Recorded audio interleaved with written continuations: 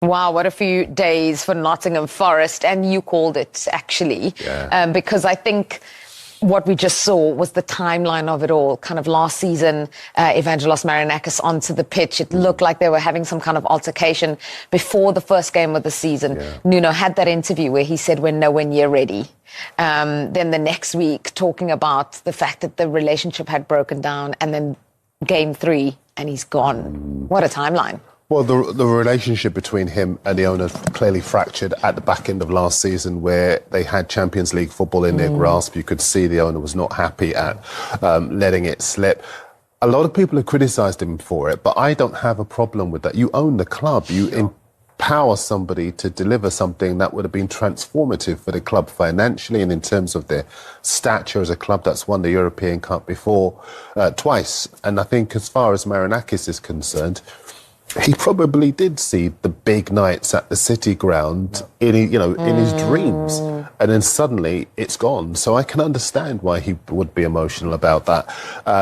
As far as Nuno is concerned, he did do a good job in relative terms, but when you're talking about the fine margins, and this guy knows, having won the league with Blackburn, unfashionable club, suddenly coming and upsetting the elite, you get the job done. Kenny Dalglish got that particular job done. And when somebody doesn't do that, the brutal nature of elite level football is that you get someone who you believe can.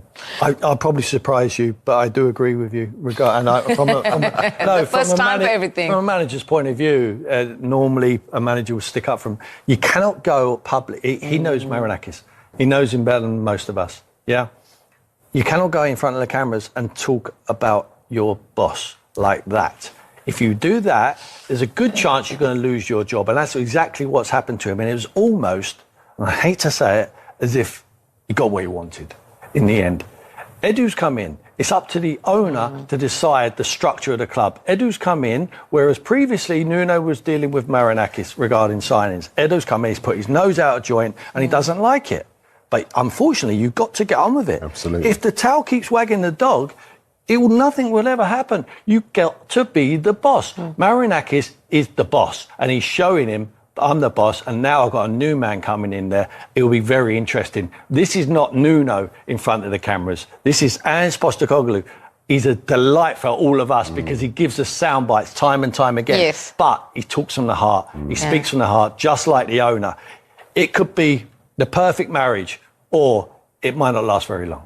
Oh, okay. Well, Ange Postecoglou spoke about how he felt about taking the Forest job and trying to win a trophy in his first season. Yeah, really excited. I mean, it's obviously great to be in charge of a club with such a storied history, who I firmly believe are on their way up, and I think it's a great place for me to be.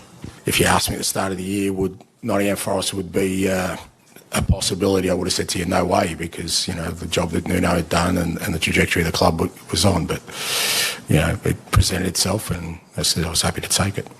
And, in terms of the style question, again, look, it's pretty familiar territory for me. It was similar when I took over at Spurs. They wanted to change kind of the way they played, but it's a little bit different this time, obviously, with me taking over, 3 games into the season, and it'll be a gradual process. I love creating things that are lasting. I think every club I've been to, I'd like to think I'll be welcomed back because I think I've left a mark, and that's what I want to do here. But again, all that sort of takes time. I think the one thing that the fans will know with me is that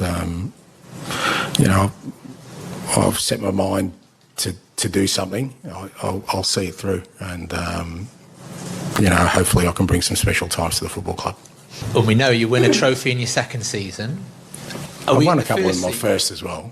Celtic, I won a double in my first year, so there you go. Going to win one in your first then? Yeah, well, of course I can. Yeah. I mean, I may have to have a second year here, mate.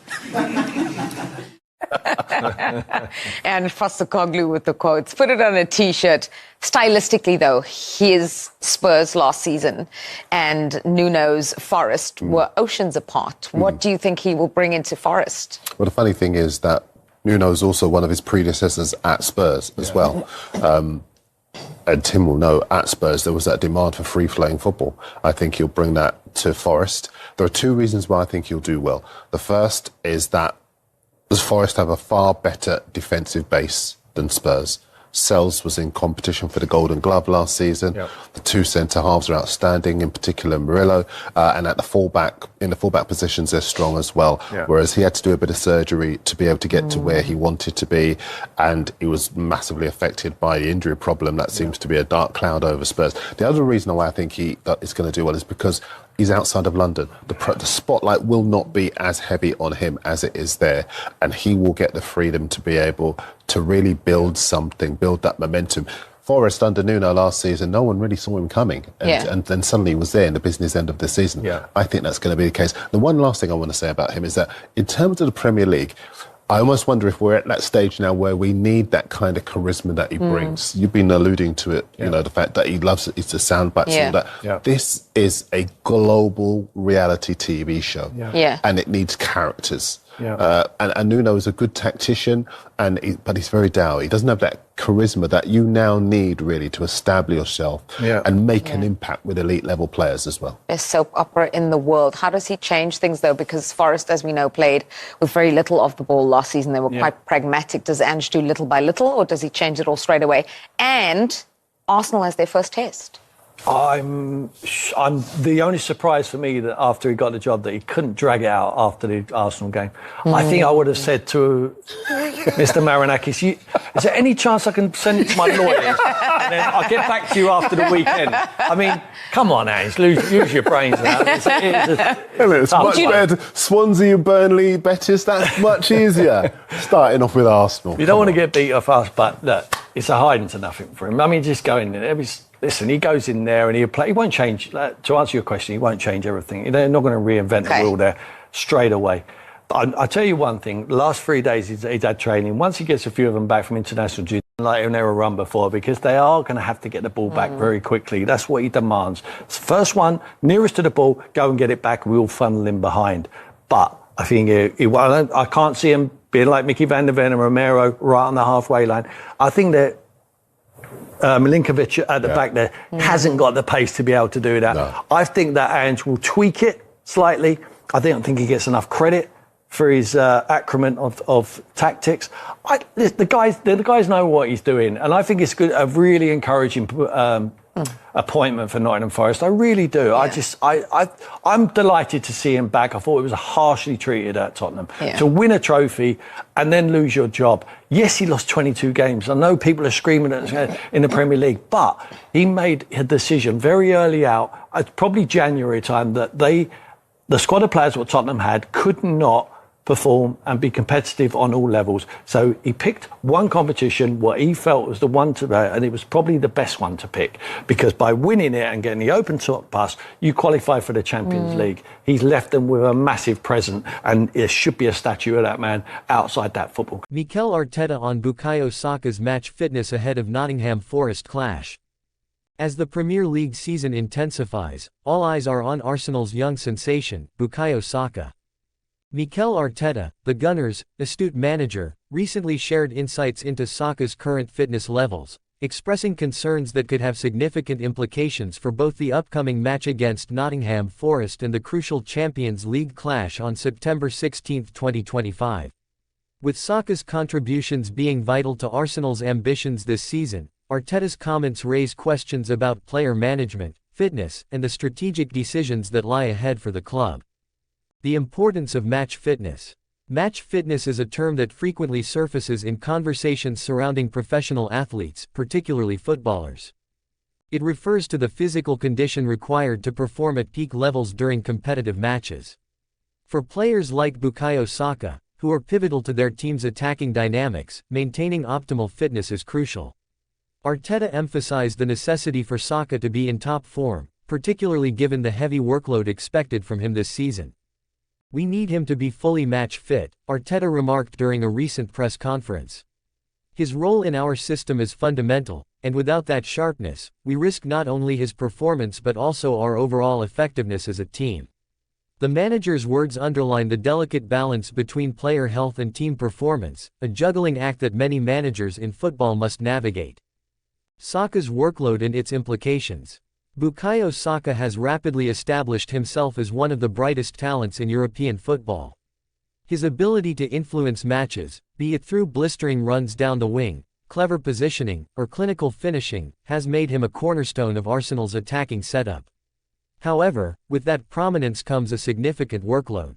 Arteta pointed out that Saka's responsibilities have increased this season, not just in the Premier League but also in international fixtures. He's been involved in so many games, and the demands on him are massive, Arteta stated. The need for rotation and careful management cannot be overstated, especially when considering the long-term implications for a player who still has a bright future ahead of him. The prospect of missing out on crucial matches could be detrimental, not only for Saka individually but also for Arsenal's aspirations. Arteta hinted that if Saka's fitness does not improve, he may not feature against Nottingham Forest, and potentially miss the Champions League fixture as well. "We have to be cautious," Arteta remarked. "We can't rush him back if he's not ready." The bigger picture, Champions League aspirations. Arsenal's return to the Champions League is a significant milestone for the club and its supporters. After seasons of near misses, the Gunners have the opportunity to compete at the highest level in European football. However, this ambition also brings pressure, and players like Saka are expected to rise to the occasion.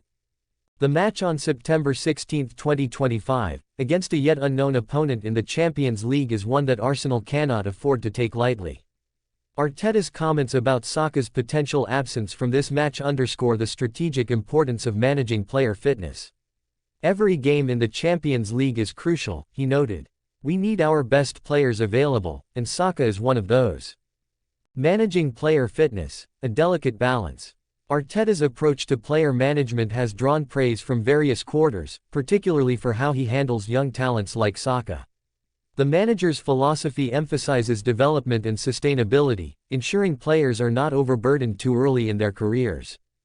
Football is often a game of inches. A slight dip in fitness can lead to a decline in performance, which can be magnified in high-stakes matches. Arteta is acutely aware of this fact, and his decision-making will be pivotal in determining how Saka is utilized in the coming weeks. "We have a responsibility to protect our players," he said. "We have to think about their long-term health and careers. Sometimes that means making tough decisions, like resting them when they may be at risk." The impact of Saka's absence. Should Saka be unable to participate against Nottingham Forest or the Champions League clash, the impact on the team could be significant. His ability to create scoring opportunities and finish them off is something that cannot be easily replaced. Arsenal's attacking line would need to adapt, relying on other players to step up in his absence. Arteta has a talented squad at his disposal, but the chemistry and understanding that Saka has with his teammates, particularly with players like Gabriel Jesus and Martin Odegaard, are hard to replicate. The fluidity of Arsenal's play, which has been a hallmark of their recent success, could be disrupted. The role of support staff. Behind the scenes, Arsenal's medical and fitness team will play a pivotal role in determining Saka's readiness for upcoming fixtures. The integration of sports science into football means that player fitness is monitored with unprecedented precision. Recovery protocols, nutrition, and training regimens are tailored to ensure players reach their peak condition while minimizing the risk of injury. Arteta acknowledged the vital role of his support staff. "Our medical team has been fantastic in monitoring Saka's progress. They're in constant communication with me, and we have to trust their expertise." This collaborative approach underscores the importance of teamwork, not just on the pitch, but off it as well. Fan reactions and expectations. As news of Saka's potential absence spreads, fans have taken to social media and forums to express their concerns and hopes.